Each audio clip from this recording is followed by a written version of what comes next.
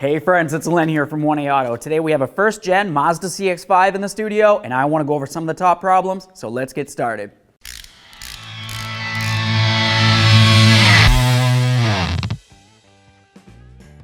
Now for the first problem on this particular type of vehicle, we're going to talk about the LED daytime running lights being an op. A lot of these models are going to have this strip right here that comes down and does a nice little U. That's a daytime running light. It needs to basically run as you're driving around in your vehicle without your headlights on. Essentially what happens with these is moisture will get inside the lens, as you can see right along the top here, and it kind of corrodes the little circuit that's inside there that controls the LEDs. Now Mazda released a statement on these basically saying that there was improper materials used for the sealing gasket. So essentially the circuit board on the inside can get corroded and that's going to cause the LED running lights to either flicker or even not work at all. And this can typically happen on either one headlight or even both at the same time. If you're handy, maybe you could try to take it apart, clean it up. If there's any corrosion, obviously that's something that you're going to want to take care of. Most people in general will actually have to replace the headlamp assembly, which can be a little costly, sometimes upwards of over $1,000 just for one lamp assembly itself. Now for the second problem on these vehicles, we're going to talk about the windshield. It's pretty typical if you're on a nice drive, maybe you're doing some leaf peeping or maybe on just a road trip of some sort, you're driving down the road and you're not on a dirt road, there's nothing going on, there's no big trucks in front of you, you start hearing a little bit of a creaking noise coming from inside the passenger compartment in front of you, maybe even a little popping. You start analyzing the situation and right up along the top of your windshield, you're going to start seeing a little bit of cracks. Yeah, this isn't really a crack, I drew it in red with a marker, it's going to come right off, but it is something that you can look at so you kind of get what I'm saying. Essentially, up along the top is where the crack's going to form, and then eventually it will actually spread if it's not taken care of. So if we're wondering about causes for this, well, like I said, typically it's not actually due to maybe a rock coming up or anything like that. Usually it's just a stress crack, and there really isn't much you can do about it. As far as fixes for this, if you have a little chip in the windshield, it's probably not a big deal. If you have a big old crack coming down the windshield, obviously you're going to have to replace the windshield. Typically, when people replace the windshield, the problem doesn't really reoccur, but there has been times where people have said that it does actually reoccur. Now for our third problem on these vehicles, we're going to talk about the liftgate support pistons. That's these right here. Typically what happens with them is they'll start leaking out their fluid inside and the gases, and they'll just be weak. So essentially, you open up your tailgate, you get in here, you start putting in your groceries, next thing you know, you're what is going on? This thing just comes bonking down on you, and you have to either hold it up completely or try to prop it up with something or whatever you have to do. Essentially, the cause for that, like I said, is the gases on the inside. They eventually leak out. That's just what happens over time, right? Things break down. What you would do to fix this? Well, you could just unbolt it right here, take it off there, replace the piston, and when you do them as a pair, both at the same time. Now for the fourth problem on these vehicles, we're going to talk about the rear brakes. Typically, if you were to look through your wheels, which of course you can usually in most cases, you're going to be able to see your brake rotor. That's this right here. The pads are going to be a little bit harder to see, but they're going to be located inside the caliper area. What happens with these brakes, and you might notice it on this rotor right here, is that the brakes just aren't wearing evenly. Typically, the brake pads themselves will often wear out quicker than normal, and you'll have to service them more frequently. Obviously, if the rotors are in this condition, you'd probably have to service those as well, / maybe even replace them. With that said, this typically happens more frequently like normal, like I said. The reason for that is because on the caliper bracket, which is this right here, you have these tins where the actual pads are supposed to sit into. Behind those tins, you've got the area of the bracket.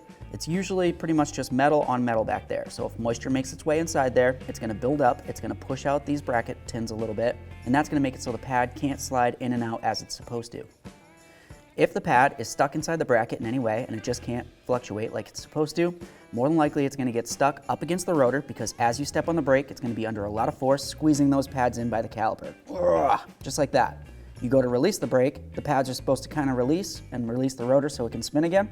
If the pads are stuck in the brackets, they're going to be stuck up against the rotor and you're definitely going to have an issue. Another symptom you might get with your brake rotors might be something that looks a little bit more like this, which essentially means that the pads aren't hitting up against the rotor the way that they're supposed to, and of course it's starting to get a lot of buildup. Typically a fix for this, of course, would be you'd want to take apart your brakes and inspect the pads and rotors.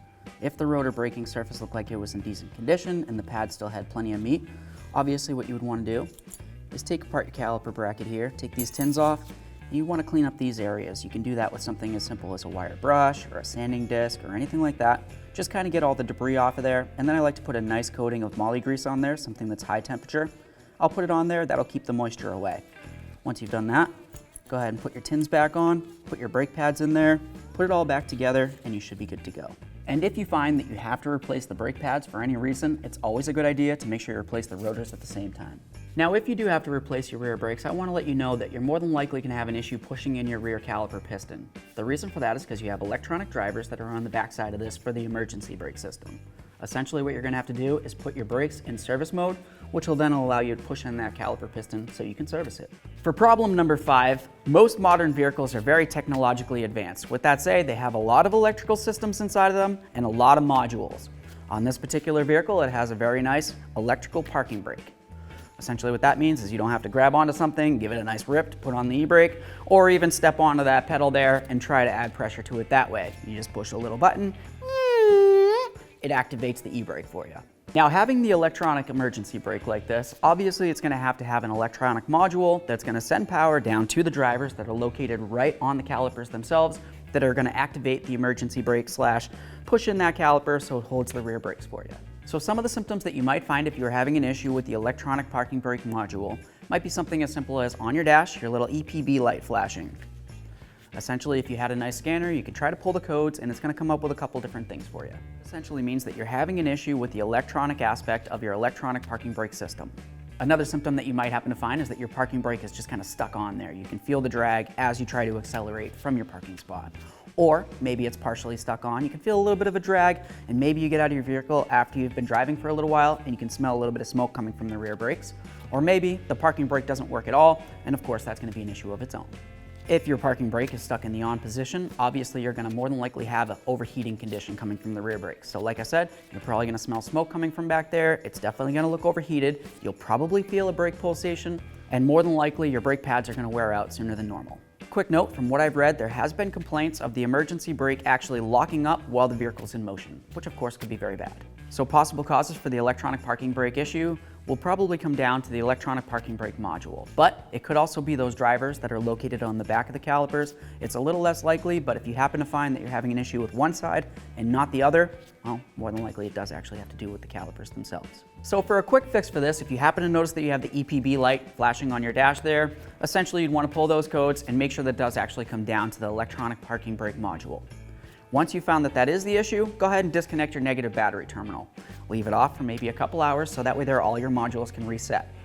Reconnect it, try to take it for a road test. If you find that the problem's resolved, well, that's great. Something to think about though is that usually this is kind of more of a temporary fix, and overall it comes down to replacing that EPB module itself, which could essentially cost over $900. Okay friends, so that's pretty much what I've got for you for top problems on this Mazda CX-5.